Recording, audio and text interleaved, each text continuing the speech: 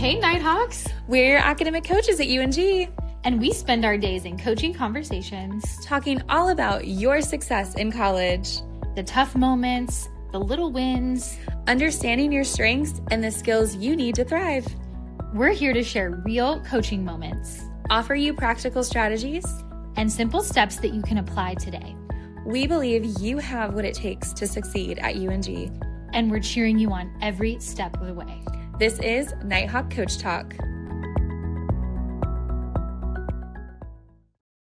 Hi, everyone. Thanks for tuning in for another episode of Nighthawk Coach Talk. I'm here with Hannah today. Hi, Hannah. Hey, Sarah. How are you? Good. We have been hearing all kinds of things, myths about coaching. And so in this episode, we really wanted to dispel some myths. When students hear the phrase academic coaching, there are a lot of different ideas and assumptions that come to mind. Yes. So I actually walked around campus and I have some recordings of some students and just kind of their perceptions of academic coaching, some good, some bad, some true, some not true. So I want to play it for you first and then we can kind of jump in if that works. Yes, let's hear it. Okay. Coaching? Is that like advising? I already know what class I need to take. I don't need no coaching. Your coaching helps you organize the busyness of college life. I only need it if I'm struggling. Someone to talk about my future with. I'm a great student. I don't need coaching. I think I might be awkward. Someone who just wants to help. Coaching also highlights where you're already gifted and where you're already playing into your strengths. Something that students can use when they're struggling with their schoolwork. Okay, so I heard a lot of things in there. Oh my goodness, so many different things, like positive and negative, confusing and clear. Like it sounds like we need to define We do. What academic coaching is. Yes. And I love a good myth to talk about what it isn't so we can talk about what it is. So number one thing I heard in there was that if you were a good student, you don't need academic coaching. And I feel like a lot of students believe this, like, oh, coaching is just if I'm failing my classes or I'm struggling to adjust to college. But that's not true. Coaching is meant for anybody and everybody. If you are struggling, we can talk through like success strategies and how to get you on track. But if you're not struggling, it's just a person to like talk to, listen to you, and then walk through like how to refine your life or your academics to make it just easier to handle, make you even more productive, use your time wisely. Like I go to coaching and I absolutely love it. Same. Yeah, it can, you don't have to be struggling. I love when students come and say, you know, I'm just wondering if I could improve just a little bit more and we can take their studying to the next level or make it a little bit more efficient or something. Sometimes little tips and tricks, you just need an idea. Yeah. No idea. I was talking with my coach the other day and we were talking about organization and I feel like I'm pretty good at being organized and I had a good system, but we just talked through like what could make that more effective. And even when you've coached me before and I was organizing my schedule like day by day and I realized I needed to organize it more by like topic and buckets. And so that was out of a coaching conversation and I feel like that has changed so much about how I'm organized. So thank you. Oh, you're welcome. Oh, I'm flattered. Coaching is all about, I feel like the small changes that we can make that make all the difference. It seems so small, but then as you implement it, big change. Yes, changes your life. Okay, let's talk about another myth I heard in there. I heard a myth about coaches tell you what to do. Like, tell you what classes to take, or will tell you how to study. What else did you hear about coaches? They tell you what to do. Yeah, just that they're gonna tell you, you're gonna come in and they're gonna tell you how to plan your day, how to plan your week, how to do everything college specific. Sure. And maybe that comes from, you know, other college experiences, right? Advising, they do tend to tell you what classes you need to take to graduate. But coaching is designed to let you be the driver, let you lead the conversation, and let you decide what works for you. Because how I organize my calendar and my tasks may not be the way that is best for your brain, for your lifestyle. So we're going to brainstorm all kinds of different ways that you could do it, that would work for you, that would feel comfortable for you, that is going to be the most realistic for you to stick with and implement. Yeah, I feel like we are here to offer like ideas and suggestions because sometimes people come in and they're like, I really don't know what to do. So we can offer like, oh, this has worked for me in the past, or this worked for a lot of my other students. But you're really in the driver's seat of coaching, and you can say, nope, don't like that. That's not going to work for me. Or, ooh, what if we tried this? Kind of getting you to brainstorm strategies. If you talk to a student that's had a coaching session with me, they'll tell you that I always say I'm the idea queen, but you're not going to hurt my feelings. You are free to reject any and all of my ideas. I'm just going to keep throwing them out there. And so, yes, that's a phrase that's kind of on repeat in my office with, here are lots of ideas. I'm never at a loss for ideas, but you get to decide. You say that to me too. Do I say that to you do? too? Yeah. When we're like podcast planning, you're always like, I'm just going to keep throwing ideas until one of them sticks. And Yes. I love that. I think you get to the best idea only after you throw out really bad ideas. Yes. So, Love that. yeah.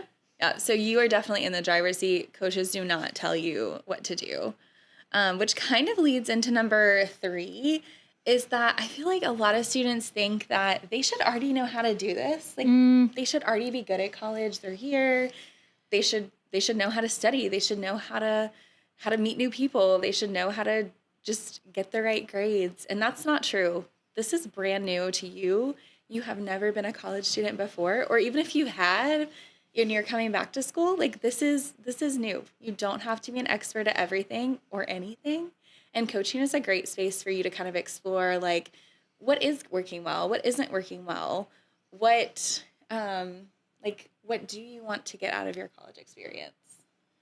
I think a lot of comparison comes in around this when a student comes in. If you feel are constantly here, I feel behind, or I feel like I should already have this figured out.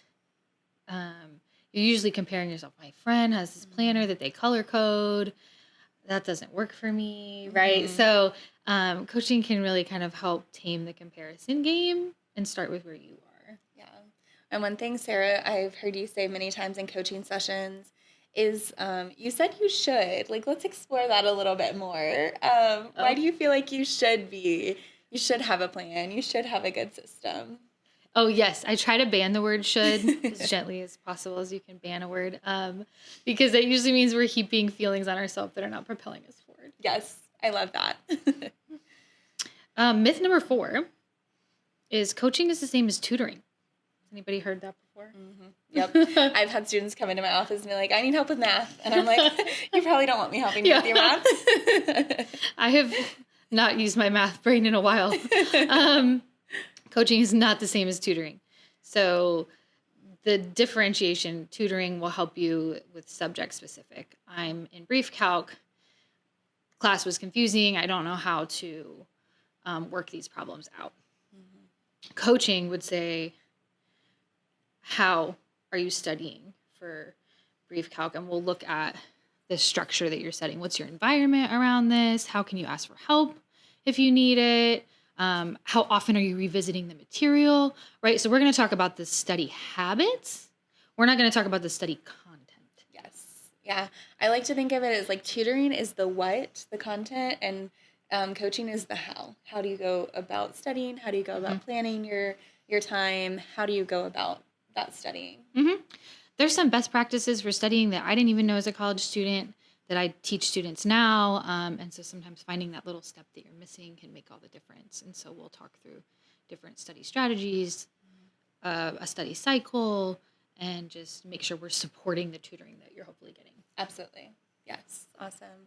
And like Sarah said, tutoring and coaching do go hand in hand. So a lot of times I'll be working with a student and I'll be like, hey, the Writing Center is actually right there and I think they would be a great resource for you. Or, ooh, let's talk about tutoring. I think the math tutor would be a great resource for you. So they really do work hand in hand. Definitely. Awesome. All right. Number 5, the one thing that we hear all the time is coaching is a quick fix. So people think they're going to walk into coaching and walk out and their life is going to be changed forever. And that is something that I definitely argue against because I truly believe people aren't going to change their life overnight, especially in college. It's more about those little habits, those little steps you can take to make yourself a little bit better every single day. And so you might come to coaching a couple times and talk through like maybe time management first. And then once you get a good time management structure, maybe you want to talk through like your study routine, or maybe you want to talk through connecting to campus a little bit more. So I think coaching is an ongoing process, and every session you're going to get something new and something better out of it to move you forward just a little bit. Mm-hmm. I always say you get out of coaching what you bring to it. But if you've never done coaching before, you may not be sure what to bring to it maybe the first or second time. So I always encourage students to do it a couple of times because, Absolutely. yeah, I think a good 3 times could be great.